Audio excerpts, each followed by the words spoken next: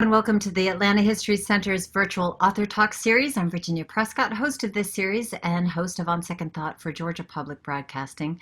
Tonight I'm speaking with Megan Miranda about The Girl from Widow Hills. Ta-da! You can purchase the book directly from Acapella Books. There's a link in the chat box to the right of your screen. There's also a link provided on the Atlanta History Center's website. As Megan and I are talking, please do submit your questions via the Q&A feature rather than the chat, please, at the bottom of your screen. And I will try and integrate as many of them as I possibly can during the conversation. We'll make sure and leave some time for that afterwards. But to begin, Megan Miranda is the New York Times bestselling author of All the Missing Girls, The Perfect Stranger, and The Last Houseguest. Reese Witherspoon book club pick, that last one. Her YA books include Fragments of the Lost and The Safest Lies. We're talking tonight about The Girl from Widow Hills, which is her newest book, came out late last week. Congratulations on another book and welcome, Megan. Thank you. Thank you so much for having me. I'm so excited to be here and to chat with you all.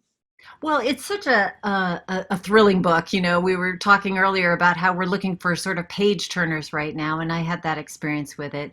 But to begin, look at the town of Widow Hills, Kentucky. Early in the book, the narrator tells us, it was, up until my accident, a very safe place to live. At least that's what the article said. So what do you want to tell us about that accident? Yeah, so when Arden Maynor was 6 years old, she was swept away during a storm while she was sleepwalking, and she became trapped in the system of pipes underneath the wooded terrain outside the town of Widow Hills. And there was a huge search and rescue operation that followed. The media followed the case very closely, and she became known as the girl from Widow Hills, which is where the title of the book also comes from. So that's sort of the backstory, although the book actually begins as the 20-year anniversary is approaching. So the story calls back to, in some ways, reminded me of Baby Jessica. This is the 18-month-old girl who fell down a well in Midland, Texas. This was 1987. Mhm. Different in very particular ways. But how did that story play into your conception of the book? Yeah, so I'm someone who starts with character before plot generally, and sometimes ideas can come from bits and pieces of places that live in the back of your mind. And I think this was one of those cases where I was a child when Baby Jessica happened, and I don't remember the story vividly. Like I remember exactly what happened, but I don't remember following it in the media. This was a long time ago, years ago, I was watching the news and I heard this segment that just said, Baby Jessica is getting married. And I thought, Baby Jessica, like you say that name and you remember that case. And then I was going home and I was Googling it and trying to remember exactly what had happened. And that kind of lodged itself in the back of my mind. But it wasn't really until a few years ago, when during the Thai cave rescue, which I Mm. was experiencing as an adult and really following that case and thinking about how invested I became and how invested everyone I knew became and how we kept looking for more and more information and that feeling when they were found alive. Like I get goosebumps just thinking about it. I'm thinking about the way that, the public reacts with these stories, that they become almost part of them as well. And that's when I started to think about a character who is the center of a huge story like this, but maybe didn't want to be part of the story. And that's where this character kind of originated from. So we meet her again. This is the 20th anniversary is approaching at the beginning of the book. She's changed her name from Arden Maynor to Olivia Meyer. She went to grad school. She's working at a very high level job in a North Carolina hospital and feeling some sense, I think, of security or distance from her past. She's Right. reinvented herself, but there's always this vigilance. And you talked about creating character. What was the process for coming up for that character? What kind of things did you have to think through to protect her identity? Yeah, I'm really interested in this idea of, a theme I keep coming back to is how the past influences the present. And I think a lot of characters who go through something big, I think about whether they try to embrace that or whether they try to leave that past behind. And if they do, what kind of steps they take to try to ensure that the past does not catch up with them. And I think it is very difficult in this day and age to really go off the grid and change your name, and she knows she has not done kind of a perfect job of it, but she also feels fairly secure that, nobody really knows who she is in her general world. But I was thinking about a character like this, and because she doesn't let people in and doesn't want them to know who she used to be, she has a hard time kind of making these long-term connections with people because she's really not able to give that part of herself and isn't really able to kind of expect that in return. But she also has these kind of lingering fears, even though she doesn't remember exactly what happened. She remembers being trapped. And so she's always sort of a person who is making sure that she knows where the exits are, that she's not stuck in an enclosed place. And she feels more safe in a place where there are not a lot of people. And so she buys a house that is kind of in the middle of the woods. And for her, that is safety, being alone. Those are kind of the pieces that started to craft the character. I think a lot about what they were afraid of, not necessarily externally, although that plays a part, but also internally. And she's very afraid of just being known as that person she used to be. I think she's afraid that people wouldn't authentically like her because there's always that question of, do you like me because of, or are you interested in me because of who I used to be? Yeah, she says at one point, Arden Maynard was a role I played. Mhm. But 20 years on, she's feeling somewhat satisfied about her new identity and new life. But I'm interested in what you said about like how she never quite gets into relationships. How does she look at those kind of relationships? And what does it mean to be close to somebody if you're hiding a part of yourself? Yeah, and I think this is sort of her character journey throughout the book is kind of figuring that out because she does have people that she's close to in her new job, but there's always this bit of distance or she feels this disconnect and wonders, are they closer than with each other than they are with me? And she kind of knows that's because there's this limitation on herself as well. And then when things start to go wrong in the book, there's a very strong sense of distrust that she feels toward pretty much everybody. She really starts to question everyone's motivation because she has this history of why are people interested in me? What do they want with me? I was trying to think about, there's the plus side of being known, but then especially when you write thrillers, you're trying to think like, what are the negative sides? How can this really go in a very wrong direction for the character? And so that's always in her mind. Yeah. She doesn't know a lot about people's past because she doesn't ask about them, which is an interesting way of, and realizing that she's also living with trauma and she sees other people of having ease in the world. I don't know. I feel like that is a fairly human characteristic to Yeah. project that other people are having an easy time of it. Yeah, she's really, I think, fascinated by one of her new friends named Elise, who she just feels moves through the world so effortlessly. She makes connections so effortlessly. And she loves the way Elise treats her because she kind of includes her in this, hey, where are we going? What are we doing? But it just is something that she can't quite understand for herself, but is fascinated by it. And I think wishes she could be like that. All right, you said when things go wrong, trouble arrives at her front door. So I'll let you set up as much as you want to here. Okay, so the book begins as the 20-year anniversary is approaching, and suddenly Olivia starts to feel like she's being watched. She starts to sense that people have found her. She wonders if it's journalists or what people want with her, but then she wonders maybe she's just paranoid because the 20-year anniversary is approaching. But she also begins sleepwalking again, which she has not done since she was a child. And one night she wakes up outside her front yard standing over a dead body. And this is really what kicks off the mystery in the present as she realizes she's about to become the center of a very different type of story. This time it's a murder investigation, and she does not know what happened. But it is kind of a person who is bringing the past kind of to her doorstep. And she has to kind of juggle, do I want to keep my past hidden versus do I want to protect myself? So the sleepwalking part really interested me. What did you learn about it in researching for the book? Well, I was the reason I started with sleepwalking was I was really interested in what makes stories sensational. What makes these stories something we remember. And if we think about, Baby Jessica or the Thai cave rescue, for me, they were these huge events, but they also felt so possible to happen to somebody very close to us or ourselves. It was a little girl who went outside and to play and fell down a well, or a group of boys who were out exploring and just went into the cave system. Then the waters rose and they became trapped. And then they moved further and further inside. So I thought about sleepwalking as a way to kind of, that would be something people would remember. And when I started to talk to people about it, just mentioning it to my friends or mentioning it to my publisher, everybody seemed to have a sleepwalking story. Either they had a child who had done it, or they had done it once, or they knew of somebody who had done it, or some sort of sleep incident, somebody who's talked in their sleep, or just there was always a story. And I realized, okay, this feels like something really universal, this fear of what might happen either to ourselves or to somebody else when our consciousness is away.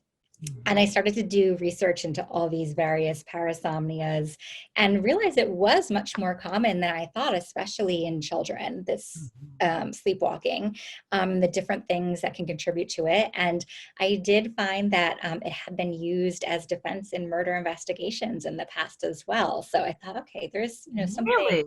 interesting that Uh-huh. to explore here. Yeah, yeah. So successfully argued that somebody was sleepwalking? Usually not successfully. It was a defense presented. Mhm. Yes.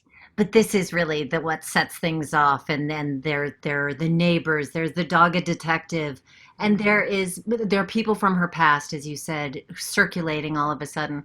I love the character of the detective, especially a small town detective who's a woman, Mhm. and in a place where they don't get a whole lot of murders, but she knows what she's doing. Tell me a little bit about forming that character. Yeah, I mean, characters are my favorite part. And so I also am just so drawn to small town settings. I think there's just so much you can do with interpersonal dynamics and also kind of the level you present on the surface, but then everything hidden below. And so the detective, who's Detective Nina Rigby, when she arrives on the scene, she is the person in authority, but she does not maybe look like the person in authority. She's not, she's young. She seems like the main character's age, who's in her 20s, and other people in town knew her growing up. So they knew her family, and her neighbor, Olivia's neighbor Rick, who's much older, calls her by her first name. He doesn't call her Detective Rigby. And so I think there's just this dynamic of she is also somebody who is kind of finding her way and kind of fighting for like to be viewed in a certain way. And I think every character in this book is sort of thinking about how they're being viewed and how they're presenting themselves. Mhm. There's also a subtext theme here of about media and fame. Like the Baby Jessica story, the nation was glued to the story of little Arden down in the just lost suddenly, just a shoe left in the woods where she had fallen through this water pipe. And there Mhm. was this breathless coverage on the news. And news reports for Olivia's accident appear throughout the book that give the reader the sense of how her story became a story for others. I'd love to hear how you approach those as a writer.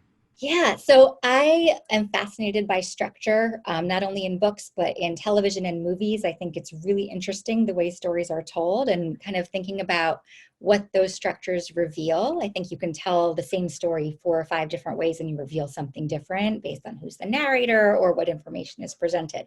So when I started writing this book, I got about 50 pages in and I was trying to figure out how to show what had really happened. I wanted to say it was this huge thing. And did I just say it in a few paragraphs and then hope you believed me as the reader? Or did I say so much that it bogged the story down and kind of disrupted the forward momentum of the thriller? And so then I got the idea I was going to show it, that between every chapter, I would show a press transcript that kind of gave you a sense of what was happening in the past. And so at the beginning, you're getting the transcripts from when she went missing and kind of that first press conference. Then you're getting interviews of people in town. Then you're getting the transcripts from weather reports and why, there was this flooding.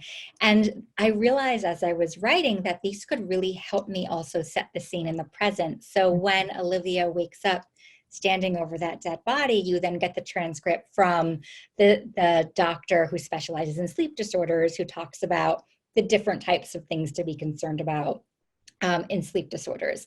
And then I realized that these could create their own sort of story arc throughout the book, and it kind of took on a life of its own. But I wrote them in this at the same time, kind of in the same order, Mhm. but thinking about always these elements that were chasing her. So in the first half of the book, it's her past, but they do kind of shift along the way, further on in the book, where these transcripts become things more in the present that she feels she's still kind of outrunning. Couple questions here from listeners about the title. I can't wait to dive into your book next. I love the title, The Girl from Widow Hills. Such a evocative name and immediately gives up a creepy vibe. Was there a particular inspiration where the name itself, Widow Hills, came from? And is it based on a real place or completely fictional?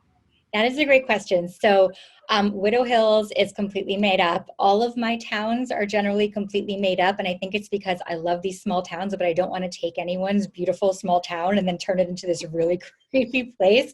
So, I love to kind of create a town from scratch. And surprisingly, this name came to me pretty early on in the process. Usually, titles are one of the last things I come up with, and they're quite a long process to come up with the right one. But this sort of fell into my lap almost when I was writing. It felt like the right, this is who she is. And I had this idea. I love setting books in the mountains and the woods. I think there's something so atmospheric about it. And I had this idea of these mountains in the distance. And the reason the town is named Widow Hills is the way that the rain looks in the distance over these mountains like they're crying. And that stuck with me. And at first I thought the story was going to be set in this town, Widow Hills. And then I realized it was such a distinctive name that I wanted that to be the town in the past.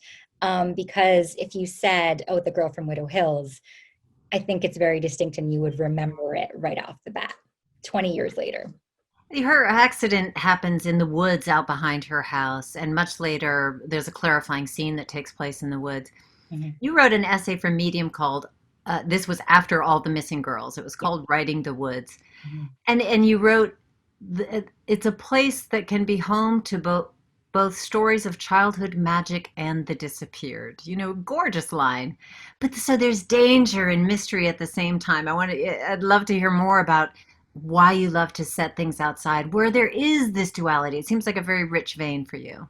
Yeah, I remember I had these woods behind my house, which I revisited as an adult, and they do not seem at all as large and vast as I remember them being, but it felt like this place of like almost complete make-believe and fantasy. Like I remember playing there with my friends, and I remember reading books that were set in the woods, like Bridge to Terabithia, Mhm. and those kind of fantastical stories of anything can happen, and you can create a whole world here. And then there can also be that completely ominous side of, you tell those stories around a campfire, and you tell those stories in high school and college about like, these creepy urban legends as well. And so, in All the Missing Girls, there's people walk into the woods and they don't come back out. And there are these legends like where her brother says, well, there's a monster in there. And it's the type of place where you could almost believe that. You're like, oh, right. Well, yes, because we have all these legends that have formed our town and the stories we've told for generations. And you can just almost believe that they're real. And I just think there's something, when I write, I like to go stay in the woods, and you can hear the wind coming through the trees before it arrives. And there's just something so evocative about that setting. I think I will always have the woods in my stories in one way or another. And it's also about how the woods have changed, how development changes the woods in that essay. And that comparison of time, to go back to the media idea of like how things were covered back in the 1980s when, television 24-hour news was a new thing. Now it is everywhere. So this contemporary sense, like the Thai cave rescue that you mentioned, but also this is something that Olivia is seeing, like the internet can turn this into something else. How has that changed through the years in this story? Yeah, one of the things I was really interested in was, I didn't want to take too much from the actual stories Mhm. themselves. I wanted to craft that from scratch, but thinking about how the media portrayed it was something I kind of did some research in and went back to see, like, what could I find from the 80s about this case? And then versus in 2008, 17 or 2018, it was completely different because, I think in the 80s, you were presented it on the news Mhm. and you could watch that as much as possible. But I think now you can find whatever you're looking for. You want more information, you can go and search for more information. And whether it's true or not, the information is accessible. And so the girl from Widow Hills, her case is set in 2000, which I feel is sort of on the cusp. I mean, we Mhm. had the internet, but maybe we didn't access it in the way that we do now or interact with it in the way that we do now. And so she doesn't really remember, she was told to stay offline when she was in high school, not to search for herself because of what might be out there. But I think, it sort of has progressed over time where 20 years later, there's a lot more chatter that can be going on. I know that you taught high school at one point, and there are some interactions here that feel so deeply high schoolish, to her mortification, something else that she carries with her. Mhm. So, do you want to talk about how you kind of created those scenes? Yeah, well, I do think when I started writing, I had just finished teaching high school. I had kids of my own, but I am really fascinated. Like, I think for me, I went to school in New Jersey and I taught high school in North Carolina. They were very different places, but I felt like there was something kind of universal about these experiences that felt the same, depending, separated by decades, separated by geographic location. And when I started writing, I was writing young adult fiction. And I was very, I think there's something just universal at the heart of those experiences. And so I am kind of drawn to those things that happen when we're teenagers and how they linger with us. I think, there's so much heightened emotion because you're experiencing things for the first time sometimes. And I think that they are also things because, memories I think are tricky, but I think the way you feel about something is like a truth. It's an emotional truth. And so those things that we remember from high school, even if, the actual events aren't exactly how we remember them, there's some sort of emotional truth in them. And that's something I try to tap into in these characters as well. It's something that just stays with her. Brienne asks, what made you decide to write books? Did something inspire you to write? I was a huge reader growing up. I always loved to write. I did not know anyone who was a writer. And so I wasn't really sure on the path to becoming a writer. And I also was a kid who loved science. And I decided to go to school for science and thought to myself that I would keep writing on the side. But the truth is, I gave it up for a long time. I think I said I was busy with my education and my career and then having kids. And it really took me, I worked in biotech and then I was a high school science teacher. And it was when I had kids of my own that I really said, this is something I love to do. It's what I say my passion is. Why am I not kind of taking a real shot at it? I would write on the side, but I would never finish something. And so I set myself the goal of finishing something. And it needed so much work, but it proved that I could kind of take that step and complete something. And I wrote every night. I would put my kids to bed at they were 1 and 3. So I put them to bed at 6:45 at the time, which they're like teenagers now. So that this is no longer the case. But I wrote my first draft of my first book while they were sleeping. And that kind of just lit a fire in me where I've been writing ever since.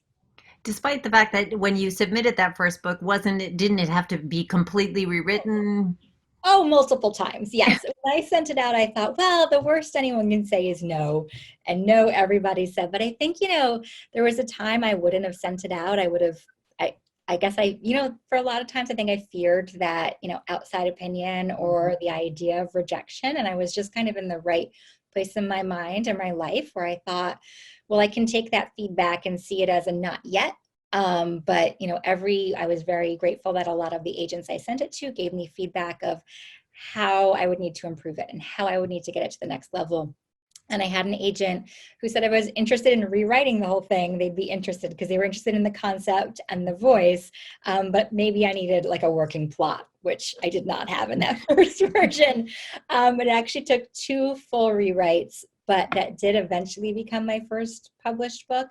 The only thing that is the same is the first 4 sentences and the title. That's it. Wow. So That's it is not the same.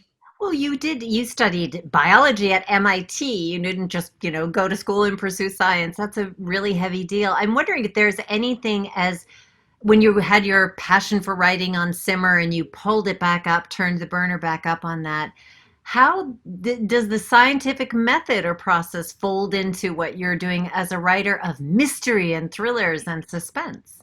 I think it does. I think they're not as different as they might seem. I think like when you think of an experiment, you try something, and then when it doesn't work, you kind of are assessing, okay, what are the factors I can change? And so it's like and you never see it as a failure. You never see like an experiment that doesn't give you, like, there's not a result you're kind of looking for. It's more, okay, what do I need to tweak to get to the next step? And so I try to see every draft as like a step in the process that's getting me to the finished version. And I think that mentality helps.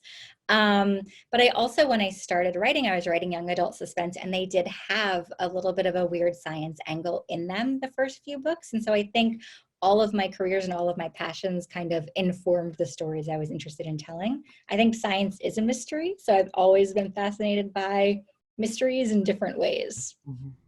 I think a lot of writers would love to have those muscles that you have for for not knowing how things are going to turn out or saying not yet and getting back on it.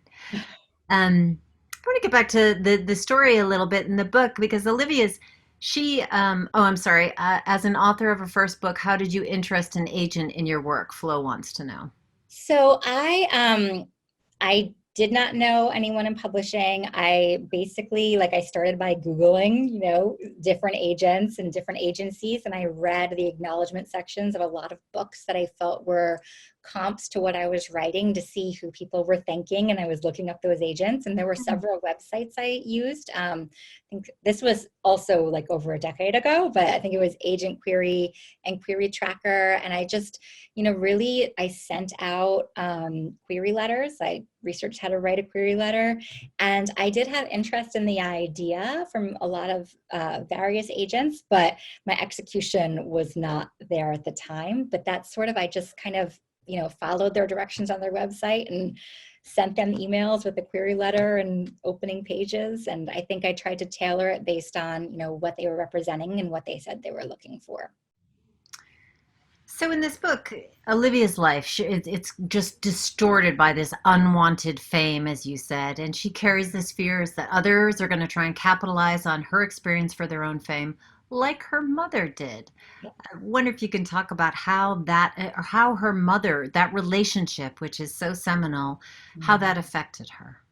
Yeah, it was difficult because, Olivia is somebody who did not want to be part of this story. Mhm. And in her same family, she has somebody who does want to be part of this story. And so this tension isn't just coming from the outside, it's coming from within her own family. Her mother wrote a book about the experience in looking for her daughter. And she wanted her daughter to be part of the media exposure and the 5 or the 10 year anniversary. And so it created a lot of tension within her own family. And also, I think, a distrust at that level of, when they want very different things for their lives, how can they kind of reconcile that together? You And she talked a did little bit get her. earlier about memory, because her memories are all cataloged in news articles or magazine articles. That feeling when you see a photograph, you can't remember if you're remembering it or just remembering the photograph.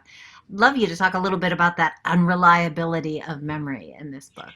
Yeah, I think it's a theme I'm drawn to a lot. And like I said, I think there's an emotional truth that is a truth that maybe is more reliable than memory itself. But for Olivia, she has read about herself in her mother's book. So she's felt like a character in her mother's book at times. She reads articles about herself, or she has read articles about herself. There have been many news programs, many articles. And so it's almost this disconnect between two people where she sees the Arden that was her childhood as a different person. And I do think there's something really interesting about memories when there's already a story presented to the memory. Because I think a lot of times we'll remember bits and pieces of things and our mind almost wants to fill in the gaps to create a story that makes sense. And in this time, that story is just being given to her by other people. It's told about her, but it's never belonged to her. And I think that's why she wanted to distance herself from it, because she always felt she didn't own the story. And there are many careers made on the backs of that story.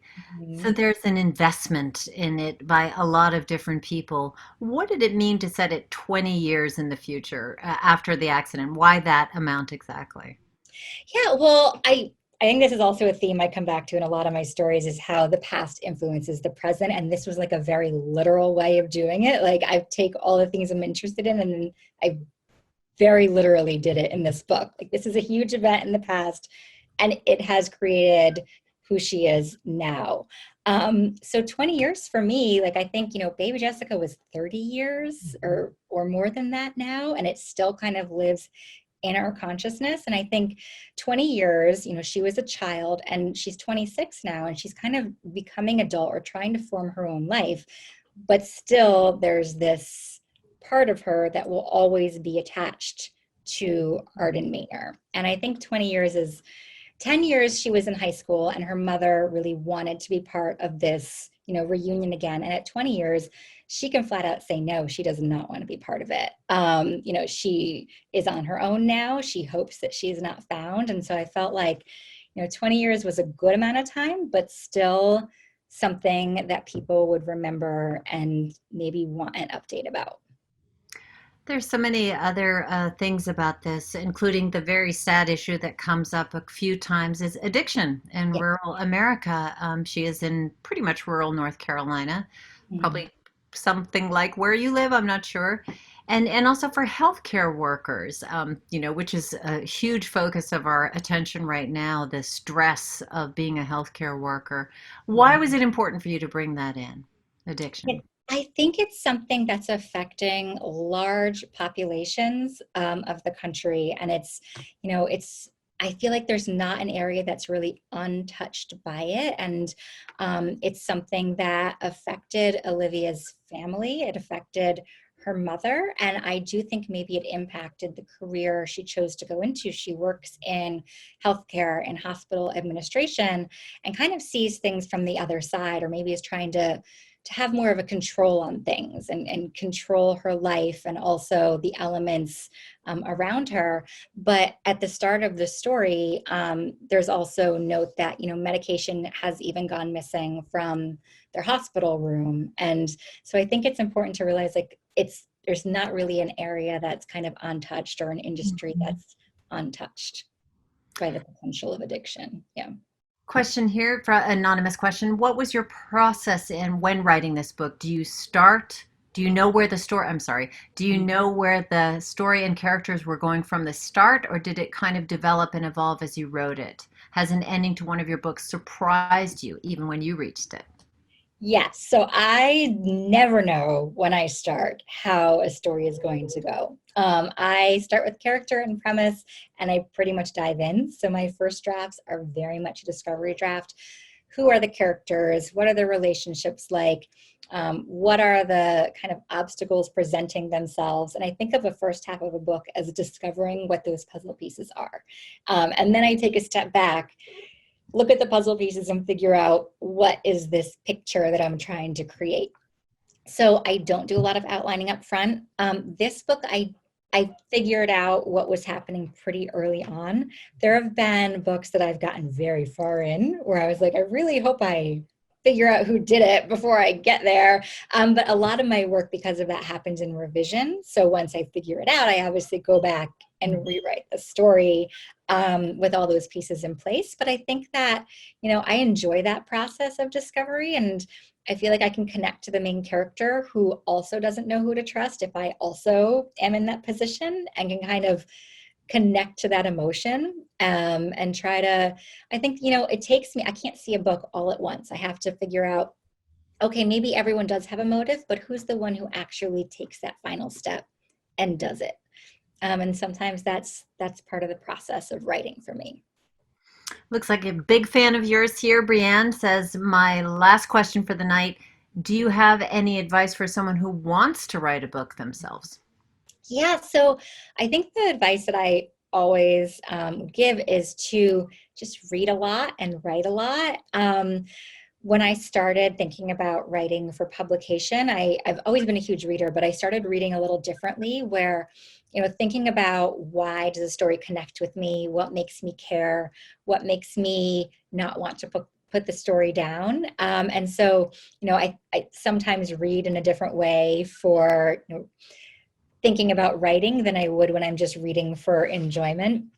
And then also, I think writing is like any sort of skill. Like the more you do it, the better you get. And, never expect your first drafts to be great. I don't know anyone whose first drafts are great. If your first drafts are great, please don't tell me that. But I think, to just really embrace your interests and your passions and your unique voice, because I think those are the things that also make our writing stand out. Just keep doing it.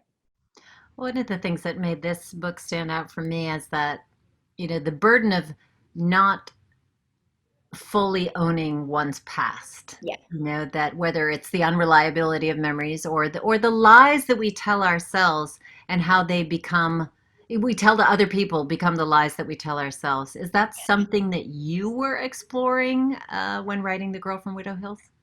A little bit. So I think at one point, Olivia says, she tries not to lie, but she doesn't tell all of the truth. And people tend to fill in the blanks however they want. And I think there's a line where she says it's not her job to correct them.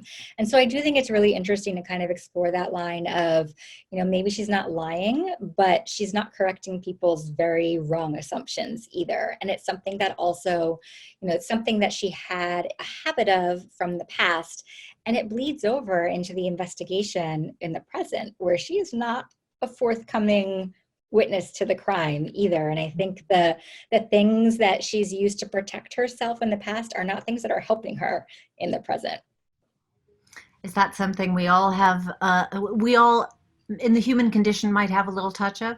Maybe, yeah. And I think there's something interesting, especially like, people who meet as adults, or just, friends who meet as adults. We do tell a story about ourselves. We kind of pick and choose what parts of our past we're going to share, and it kind of creates this story of who we are. And we're not lying, but I don't think we necessarily want to share, every part of ourselves. So where's that line of, can you ever really know somebody completely, I guess. Are you working on a new book now? I am working on a new book. Yes. Are you able to divulge any of it, or you keep that all under wraps? Well, because my drafts tend to change dramatically before it reaches the finished product, I don't want to say too much because it could be a very different product by the time it comes out. But it is kind of very much in this vein of themes I'm really interested in. It centers, like a lot of my previous books, on a complicated, intense dynamic between two women at the heart of the story. And this time it's set in like a small neighborhood where a crime has happened. So the cast is sort of this neighborhood of people. So I'm really enjoying writing it so far. Ooh. Yeah. Well, good luck with that. And Megan, thank you so much for your time tonight. Really enjoyed speaking with you. Thanks so much for having me. And thank you everyone for coming and for your questions. Okay, so you can join us next Wednesday on July 8th for Laura Prescott. She's going to be talking about her book, The Secrets We Kept, and it's based on a true story of a Cold War story of the CIA operation in Russia. And then on Monday, July 13th, for journalist Lisa Napoli's book about the wild ride of Ted Turner launching CNN. But tonight, you can purchase the book, The Girl from Widow Hills, in the Q&A and the chat, rather, or there's a link to Acapella Books on the Atlanta History Center website. That's where you can also find a full schedule and Zoom links at atlantahistorycenter.com. Thank you so much for joining us, and thank you again, Megan. Thank you.